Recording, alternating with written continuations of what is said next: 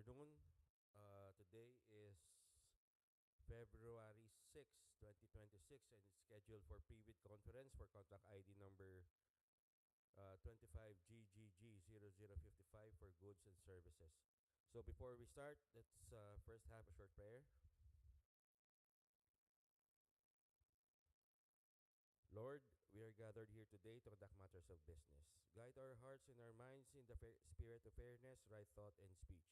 Impart your supreme wisdom upon our activities so that our task may reach a successful conclusion. Thank you for being our source of guidance today. Amen. So before we start, let me first introduce to you the members of the BAC. Yours truly, the BAC chairperson, Engineer Jermaine Sem Dequilla. BAC Vice Chairperson. Engineer Ernesto de Lariarte, regular member. Engineer Mark Gerald Penuela, regular member. And also we have Stephen Bolivar, our end user. So let me also introduce to you our observers. Jasmine B. Hinosa, admin. Gran Royal Security Investigation Agency. Alden Cabalfin, admin of Mount Carmel Security Agency. Melinda Bayona, admin, Dyna Arms Security Incorporated. Nonito Pecadco, Operations Manager, Unit 8 Security Agency. Rondio A. Asdolo, Mount Carmel Security Agency. Rolando B. Florentino, Unit 8 Security Agency. So, good afternoon. So, let's start with the pre-bid conference. The name of contract is the procurement of security services for DPWH Iloilo DEO Balabag Dumangas Iloilo for 12 months. Contract ID number 25GGG0055. Location Balabag Dumangas Iloilo. Funding source FY 2025 Engineering and Administrative Overhead or EAO. Scope of works security services ABC 2,324,574 pesos and 72 cents. Contract duration is 12 months. So reminders for the submission of updated field JEPs. All manufacturers, suppliers, distributors, contractors, consultants, and service providers shall upload and maintain in field JEPs a valid and updated file of the eligibility requirements pursuant to Section 20.2.9.1 of the IRR of RA 12009. For the schedules, deadline for submission of bids will be on February 18, 2026 at 10 a.m. Number of copies of bid proposal. The bidder shall submit one original and 2 copies of both the first envelope containing the technical component of the bid and the second envelope containing the financial component of the bid. Place of submission of bids. Bidding room DPWH Iloilo 2nd District Engineering Office, Balabag, Dumangas, Iloilo. So for the security services requirements, the winning bidder shall provide 6 security guards to be deployed at DPWH Iloilo 2nd DEO. For the head guard, 1 front guard, 2 rowing guards, 3 for a total of 3. So 1 supervisor to be provided assigned by the service provider from its pool of supervisors to supervise and monitor the performance of all the security guards deployed in all of the offices above mentioned. Security services requirements. Item number 1. Valid license serviceable firearms. Handgun. 3. Shotgun with sufficient ammunition. 3.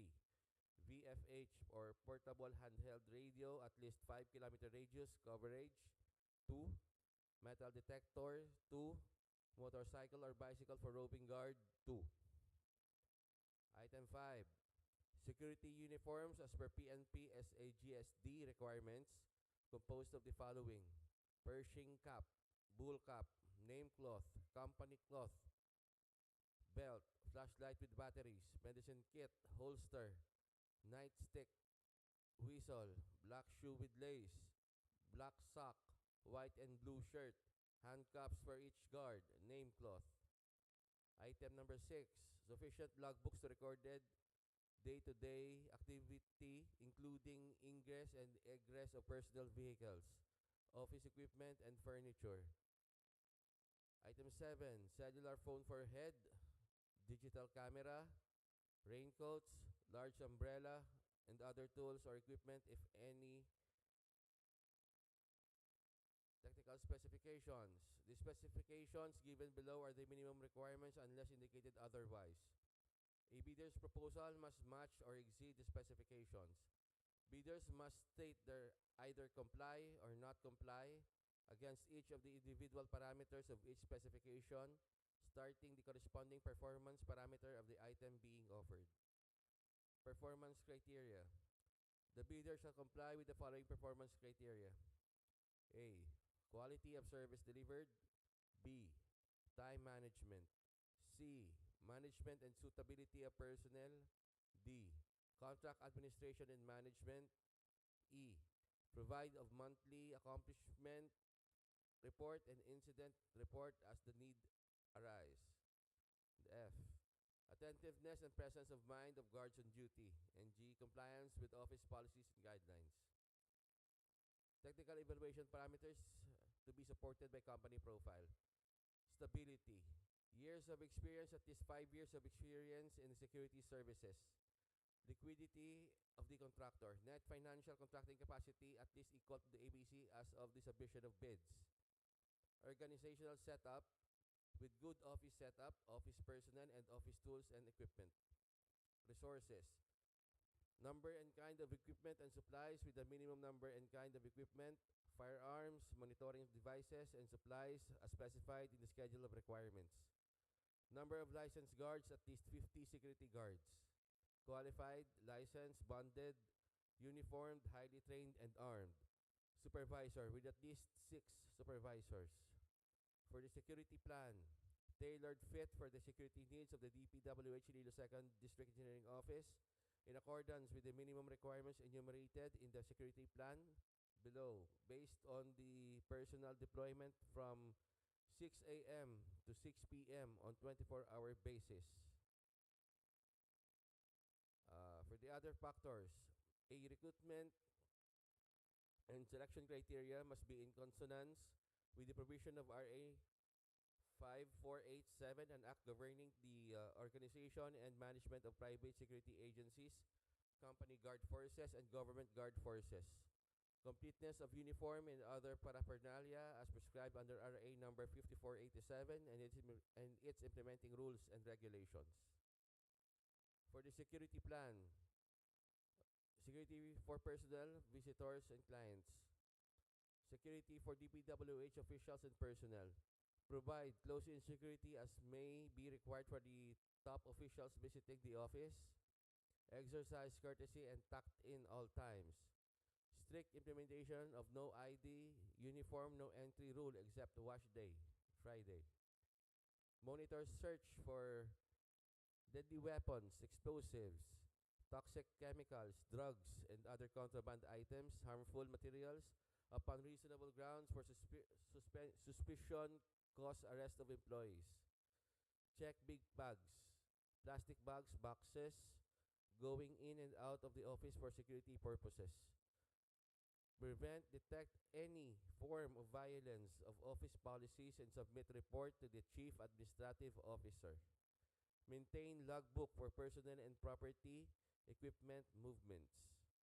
Implement no entry and stay policy in office after office hours, including Saturdays, Sundays, and legal holidays unless authorized.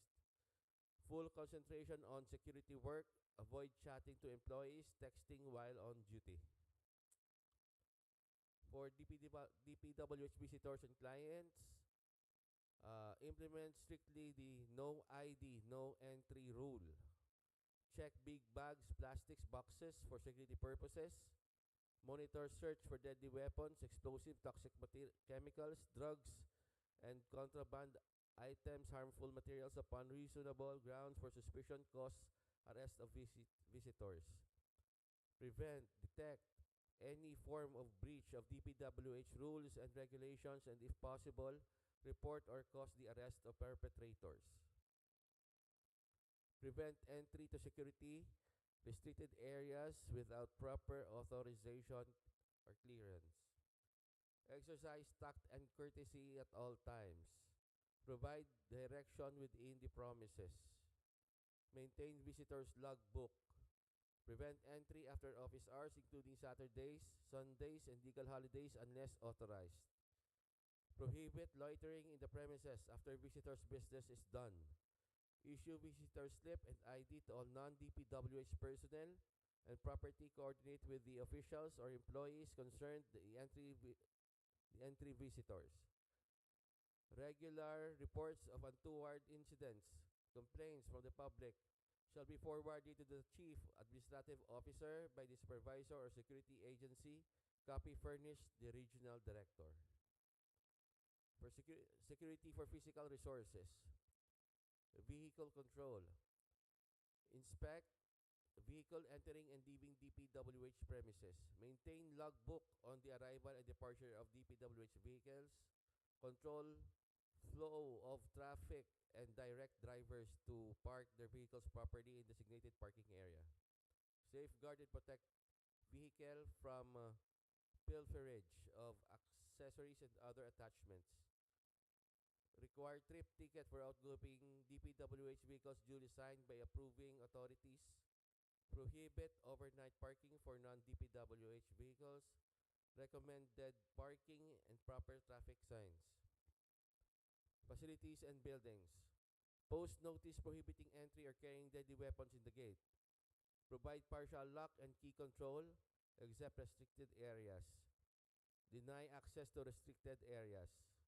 Identify and record in logbook authorized persons entering restricted areas. Check that all doors and windows are closed and locked after office hours.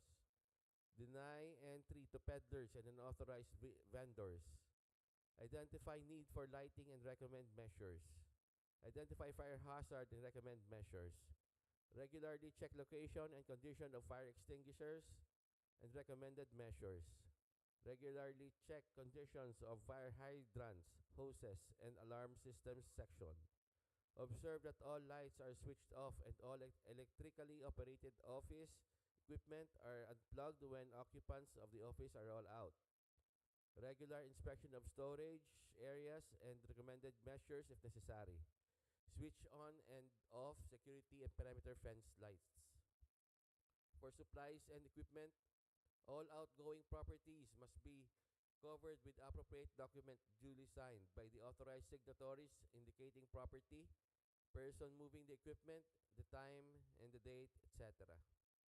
Access to supply unit will be allowed to authorized personnel only. Provide partial lock and key control for all rooms. Ensure security of supplies, equipment, documents at all times. Fire. Inform fire department immediately upon notice of fire in the vicinity.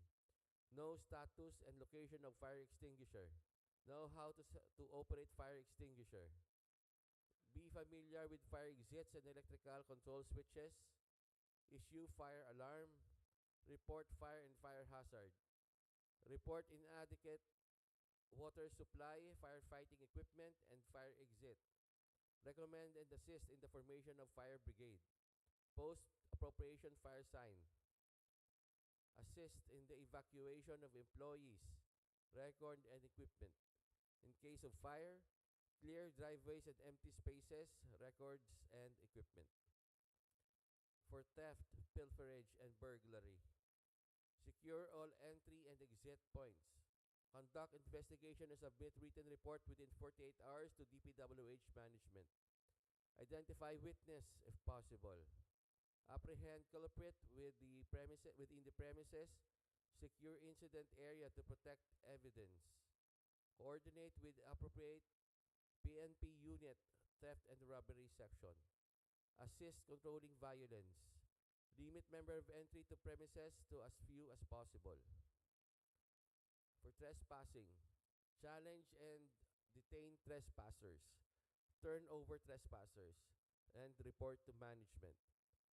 For hostage situation, notify PNP, DPWH management, and all guards. Act as temporary negotiator until the arrival of the expert negotiator. Hostage taker not to harm hostage. During earthquake, prevent panic and maintain calm. Direct escape exit. If possible, urge personnel to seek refuge under strong piece of furniture and keep away from dangerous falling objects. Assist in evacuation of personal supplies, materials, and equipment. During flood and typhoon, prevent crossing of employees on flooded areas. Prevent exit when there are strong winds outside the building. Assist in evacuation of personal, supplies, materials, and equipment. Sabotage. Cordon the affected area to secure evidence. In case of explosion, help evacuate all personnel from affected area and inform the fire department. During a bomb threat, immediately report to PNP. Inform DPWH management. Assist evacuation of personnel. Secure DPWH property and clear from authorized persons. Crowd control. Inform DPWH management. Maximum tolerance must be observed. Ensure that entrance gate must not be blocked by the unruly public. Non-obstructive action should not be interrupted. Effort should be made to conduct DPWH business normally as possible. Proposed deployment of guards. Each guard shall render services for 8 hours work daily, including Saturdays, Sundays, and holidays, to be rotated in 3 working shifts. There shall be 1 head guard who shall oversee, supervise, and monitor the daily performance of the gate guards on duty, and who shall at the same time act as a roving guard and preferably be deployed during daytime. Relievers shall be available at all times in case of absence. No guard shall be allowed to render more than 8 hours duty and or double or straight duty. A detailed order must be submitted to the Chief Administrative Officer 5 days prior to the ensuing month for approval.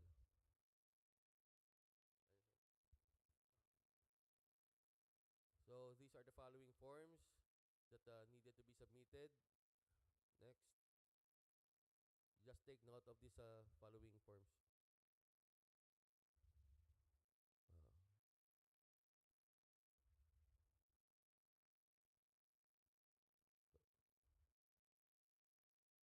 So these are standard forms, no? So that's all for our pre-bid conference for contract ID number 25GGG0055. So are there any questions, clarifications?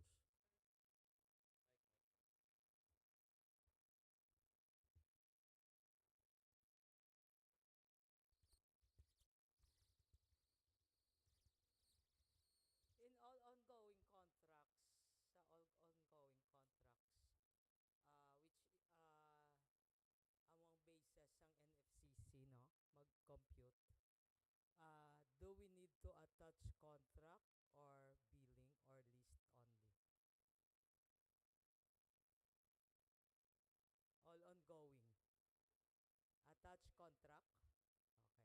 Second, second, uh, on bid security. Under 12009, may pilian ka. First, secure declaration. Second, surety band.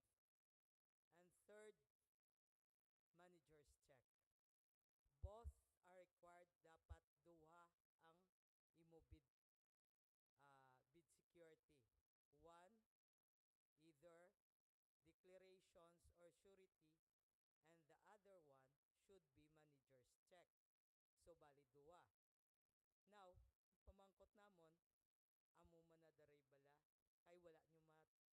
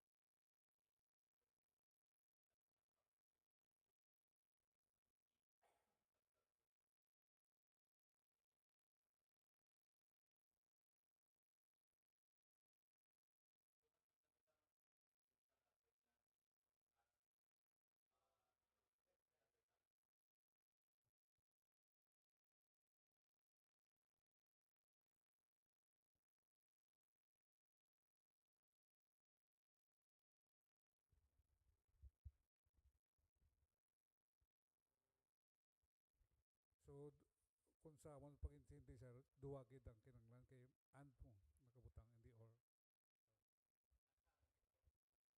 so masunod na kami sir kung ano kabutang sa bidox so.